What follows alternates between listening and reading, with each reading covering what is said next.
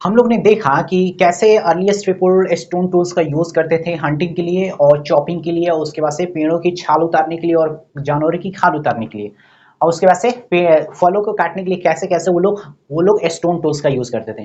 अब हम लोग नेक्स्ट टॉपिक पढ़ेंगे, choosing a place to live in.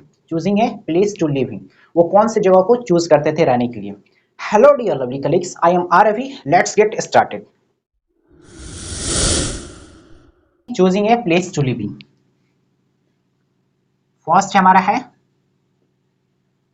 choosing a place to live in। choosing a place to live in, इसको हम लोग कवर करेंगे।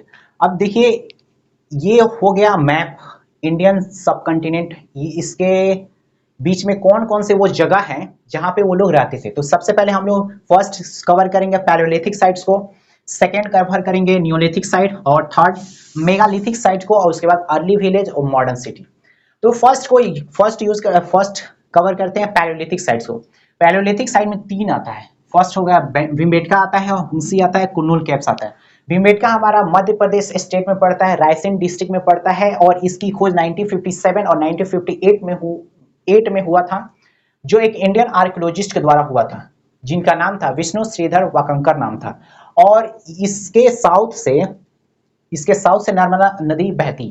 यूनेस्को ने इसको 2003 में वर्ल्ड हेरिटेज साइट के अंडर में घोषित किया और इसके अंडर में 7 माउंटेन्स आता है, 750 केव्स आता है और जो इसका फैलाव है वो 10 किलोमीटर तक फैला हुआ है। ओके, तो ये रहा भीमबेटका के रिलेटेड फैक्ट्स। अब आते हैं हुंसी के बारे में। हुंसी हमारा कर्नाटका में पड़ता है, कर्नाटका के यादगार डिस्ट्रिक्ट में पड़ता है और इसको हैबिटेशन कम फैक्ट्री साइट से बोला जाता है। हैबिटेशन कम फैक्ट्री साइट्स होता क्या है तो उसको आप समझिए।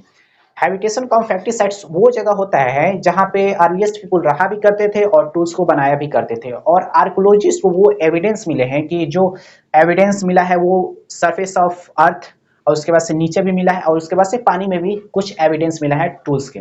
तो उसके अकॉर्डिंग वहां पे लोग वहां रहा भी करते थे और टूल्स भी बनाया करते थे, इसलिए इस जगह को हैबिटेशन कम फैक्ट्री साइट्स भी बोला जाता है। अब पढ़ते हैं कुन्नुल कैप्स के। तो कुन्नुल कैप्स हमारा पड़ता है आंध्र प्रदेश में पड़ता है, कुन्नुल डिस्ट्रिक्ट में पड़ता है और इसकी खोज हुई थी 1884 में खोज हुई थी, जो एक ब्रिटिश जियोलॉजिस्ट और आर्कियोलॉजिस्ट के द्वारा खोज की गई थी। ये कहाँ पड़ता है तो आंध्र प्रदेश में पड़ता है, आंध्र प्रदेश के कुन्नुल डिस्ट्रिक्ट में पड़ता है। 1884 में इसकी खोज हुई थी। जो ब्रिटिश आर्कियोलॉजिस्ट ने इसकी खोज किए थे उनका नाम था रॉबर्ट ब्रूस फ्रूट्स नाम था। क्या नाम था? रॉबर्ट ब्रूस फ्रूट्स नाम था, जो कुन्नुल कैप्स की खोज किए थे, वो 1884 में खोज किए थे। अब आते हैं न्यूलिथिक साइट्स के बारे में पढ़ते हैं। न्यूलिथिक साइट में फर्स्ट आएगा ये मेहरगढ़। मेहरगढ़ हमारा पड़ता है वो पाकिस्तान में पड़ता है, पाकिस्तान के 4 लार्जेस्ट प्रोविंस बलूचिस्तान में पड़ता है। अब यहाँ भी देखो कि आप यहाँ जो ये वाला जो आप देख रहे हो ये है इंडस नदी। इंडस नदी के वेस्ट में पड़ता है, इंडस नदी के वेस्ट में मेहरगढ़ पड़ता है और इसकी खोज हुई थी 1974 में खोज हुई थी। इसकी खोज कब हुई थी? 1974। और 1975 में हमारे देश में इमरजेंसी लागू हुआ था। ऐसे आप याद कर सकते हो कि 1975 में इमरजेंसी लागू हुआ था, उसके एक साल पहले इसकी खोज हुई थी, मेहरगढ़ की खोज हुई थी। अब बुरजाहोम के बारे में पढ़ते हैं। बुरजाहोम हमारे union territory Jammu and Kashmir में पड़ता है, जम्मू एंड कश्मीर के डिस्ट्रिक्ट श्रीनगर में पड़ता है। और यहाँ की खास बात यह है कि यहाँ के जो लोग रहा करते थे वो लोग जमीन के नीचे घर बनाया करते थे। जैसे कि आप चूहा को देखो, चूहा भी जमीन के जो नीचे होता है खोद खोद कर घर बनाता है, वैसे ही यहाँ के लोग यहाँ जो एविडेंस मिला हुआ है आर्कियोलॉजिस्ट के द्वारा, वो जमीन के नीचे इन लोगों ने घर बनाया हुआ है। और यहाँ पे खास बात यह है कि यहाँ पे अगर इन लोग में कोई भी सदस्य मर जाता था तो उस सदस्य के साथ कुत्ते को भी दफना दिया जाता था। जो पालतू जानवर कुत्ता होता था उसको भी उन लोगों के साथ दफना दिया जाता था। और इसकी खुदाई हुई थी 1936 में, इसकी खुदाई हुई थी। अब उसके बाद पढ़ते हैं चिरांड के बारे में। चिरांड हमारा बिहार में पड़ता है, बिहार के सारण डिस्ट्रिक्ट में पड़ता है और चिरांड एक गांव है और ये इसके चिरांड के नॉर्थ से गंगा नदी बहती है। वैसे यहाँ भी आप देखो, यहाँ झेलम नदी बहती है, जो झेलम वो इंडस की ट्रिब्यूटरी है। तो झेलम नदी यहाँ श्रीनगर से बहते हुए इंडस में जाकर मिलती है। चिरांड जो है वो बिहार के सारण डिस्ट्रिक्ट में पड़ता है। चिरांड एक गांव है, सारण डिस्ट्रिक्ट में पड़ता है और इसके नॉर्थ से गंगा नदी बहती है। अब कोल्डिहावा और महागढ़ के बारे में जानते हैं। कोल्डिहावा हमारा पड़ता है वो उत्तर प्रदेश में पड़ता है, उत्तर प्रदेश के ये दोनों उत्तर प्रदेश में पड़ता है। ये देवघर गांव में पड़ता है, देवघर में, प्रयागराज के देवघर, प्रयागराज डिस्ट्रिक्ट है और देवघर गांव है। और इसके अपोजिट से बेलन नदी बहती है। किसके अपोजिट से? तो कोल्डीहावा और मेहरगढ़ महागढ़ा के जो अपोजिट से बेलन नदी बहती है। अब उसके बाद है हमारा दाऊजली हैंडी। दाऊजली हैंडी हमारा पड़ता है नॉर्थ ईस्ट में पड़ता है। कहाँ पड़ता है? तो नॉर्थ ईस्ट में, असम में पड़ता है। असम के दिमा हासाओ डिस्ट्रिक्ट में पड़ता है। अब यहाँ देखो, यहाँ तक ये पूरा जो क्षेत्र है ये असम वाला क्षेत्र है। और यहाँ भी आप खास बात यहाँ देखो कि श्रेणी नदी इसके बगल से गुजरती है। और सबसे बड़ी देखो यहाँ से, ये जो यहाँ से अरुणाचल, यहाँ हो गया अरुणाचल प्रदेश से निकलती है ब्रह्मपुत्र नदी। तो ये भी एक नदी यहाँ भी बह रही है। उसके बाद से हम लोग, ये हो गया दाऊजली हैंडी। अब क्या क्या बचा? पय्यमपल्ली।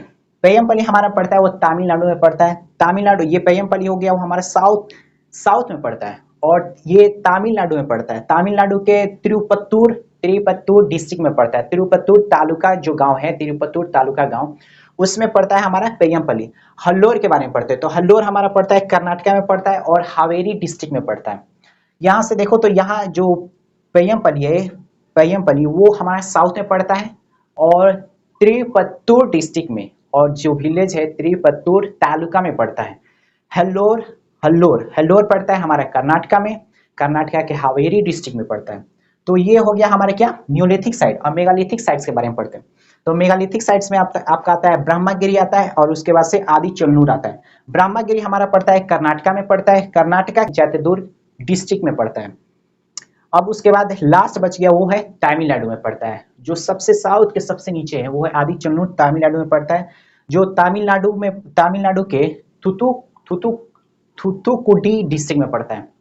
तो आप सिर्फ इतना याद रखो ना कि कौन सा स्टेट में है और कौन सा डिस्ट्रिक्ट में, इतना आप याद रखो। ओके, अब हमारा ये, अब उसके बाद है अर्ली विलेज। अर्ली विलेज हो गया इनाम गांव, ये जो महाराष्ट्र में पड़ता है। उसके बाद मॉडर्न सिटी हो गया, मॉडर्न सिटी मुंबई और कोलकाता हो गया। तो ये वो जगह है जहाँ पे अर्लीस्ट पीपुल रहा करते थे। अब आते हैं कि वो कैसे टूल्स बनाते थे, making a stone tools. Second हमारा है मेकिंग ए स्टोन टूल्स। वो लोग स्टोन टूल्स कैसे बनाते थे? तो स्टोन टूल्स वो लोग दो तरीके से बनाते थे। पहला स्टोन एंड स्टोन, स्टोन को स्टोन से टकरा कर बनाते थे, और दूसरा स्टोन फ्लेकिंग। अब आप ऐसे समझो स्टोन को स्टोन से कैसे बनाते थे।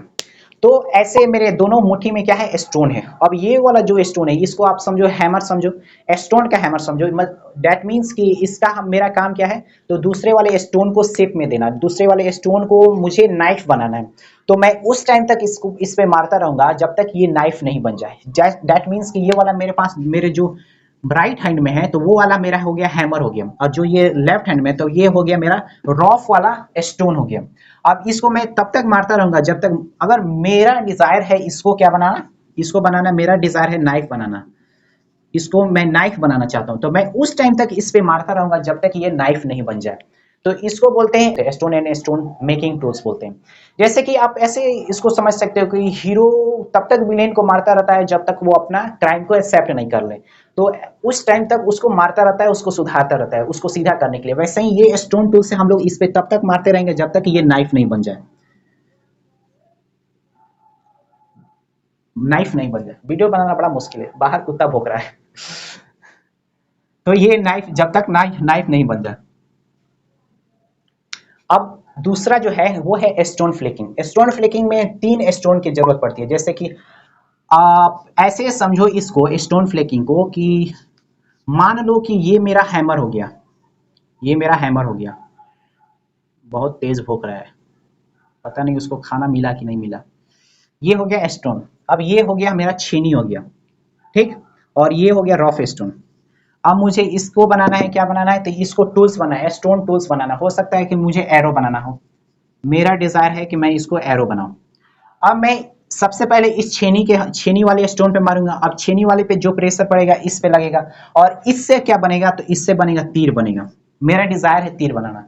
तो 2 तरीकों से बनाया जाता था। अब इसको आप ऐसे भी समझ सकते हो कि हीरो के थ्रू कभी कभी हीरोइन, जैसे हीरो हीरोइन के थ्रू कभी कभी विलेन को मारता है। आप फिल्म में भी देखे होंगे, वैसे ही आप यहाँ भी देख सकते हो कि हैमर के थ्रू मारा जा रहा है। छेनी पर छेनी के प्रेशर से लग रहा है इस स्टोन टूल्स पे, रफ स्टोन टूल्स पे लग रहा है।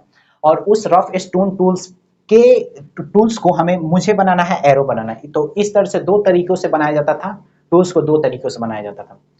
तो ये रहा, हम लोग क्या पढ़े, पहला तो choosing a place to live in, और दूसरा मेकिंग ए स्टोन टूल्स। इसमें अगर कोई आपको डाउट हो तो आप कमेंट कर सकते हो।